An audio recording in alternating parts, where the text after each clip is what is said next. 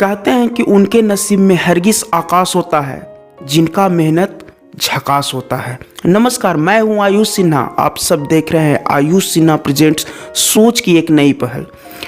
सबसे पहले आप सबों को मेरे ओर से मकर संक्रांति की शुभकामना। तो चलिए सुनाता हूं एक कहानी।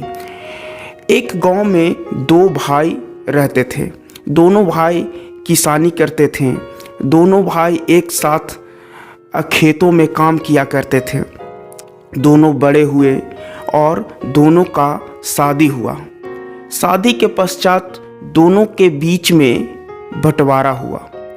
बड़ा भाई और छोटा भाई। छोटे भाई बहुत ही मेहनती थे। वो अपने मेहनत से उस जवार में प्रसिद्ध थे।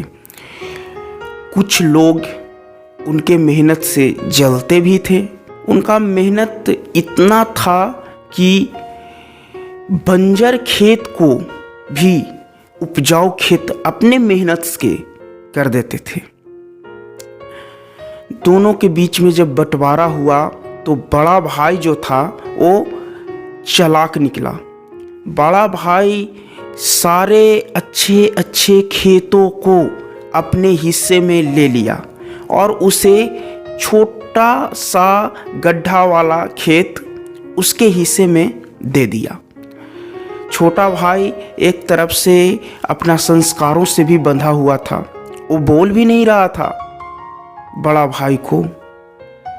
अब जो छोटा भाई था वो करे तो क्या करे।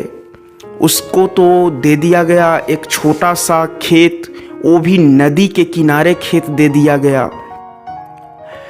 और ऊपर से जो उस खेत में जिसके पास सिंचाई करने का साधन था, उन लोगों के पास भी जाकर ईर्ष्या के वजह से बड़ा भाई ने मना कर दिया कि छोटे भाई को सिंचाई करने के लिए पानी नहीं देना है। अब इतना जलन और इतना ईर्ष्या बड़े भाई को होता, ऐसा कभी छोटा भाई सोचा भी नहीं था। समय बीतता गया। बेचारे अपने जो दिए गए छोटा सा गड्ढा वाला खेत था उसमें फसल लगाता है।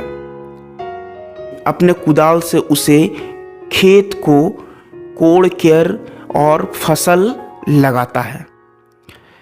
लेकिन उसे ये नहीं पता था कि मेरे बड़े भाई ने उस जगह पे जाकर जहाँ जहाँ सिंचाई के लिए मोटर लगा हुआ था वहाँ जाकर वो मना कर दिया है। बेचारे ये गया सिंचाई करने के लिए कहने, लेकिन उन्होंने पानी देने से इनकार कर दिया। इस कारण इसका जो भी बीज लगा हुआ था वो भी चला गया, बर्बाद हो गया। थका हारा आया घर, अपने घर में सो गया। चिंता के वजह से खाना भी नहीं खाया और सोच रहा था कि कैसे उस जमीन में फसल उगाया जाए। समय बीता।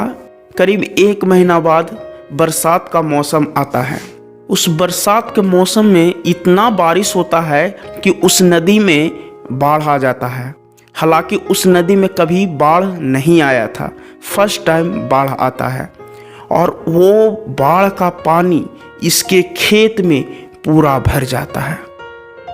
ऊपर से और चिंतित कि पहले तो पानी ही नहीं मिल रहा था, अब पानी भी मिला तो मेरा खेत ही भर गया।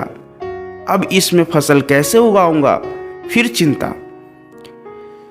2 दिन के बाद वो पानी बाढ़ का नदी में थोड़ा सा कमा। लोग आने जाने लगे, लोग देखने लगे खेतों में जा जाकर अपने अपने। उस टाइम ये किसान भी दौड़ा दौड़ा गया कि मेरा खेत में तो पूरा पानी भर गया, अब क्या करूं। जब वो चारों ओर से अपने खेत में घूमकर देख रहा था और सोच रहा था कि क्या करूं भगवान, क्यों हमारे साथ इतना ऐसा हो रहा है, उसी वक्त 2-4 मछलियां ऊपर की ओर दिखाई पड़ता है तैरते हुए उसे।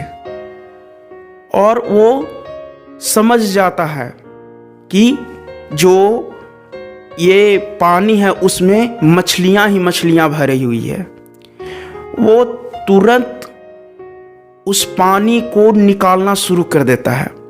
पानी को निकाल कर और मछली को पकड़ता है। बहुत सारे मछलियां उसमें आई हुई थी।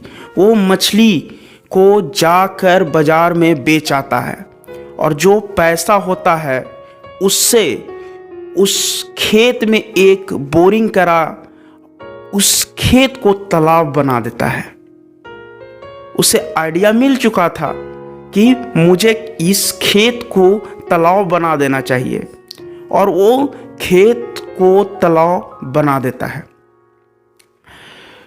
फिर क्या था, जैसे ही वो तालाब बनाता है उसमें मछलियां डालता है और उसका जो मछलियां है वो बाजार में जाता है बेचने के लिए उसे।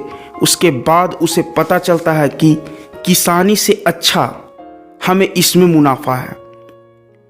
वो देखते ही देखते उस तालाब से ही उस गांव का बड़ा आदमी बन जाता है और वो भाई वही खेत में रह जाता है जो खेत में वो ईर्ष्या करके अपने छोटे भाई को कभी बढ़ने नहीं दे रहा था।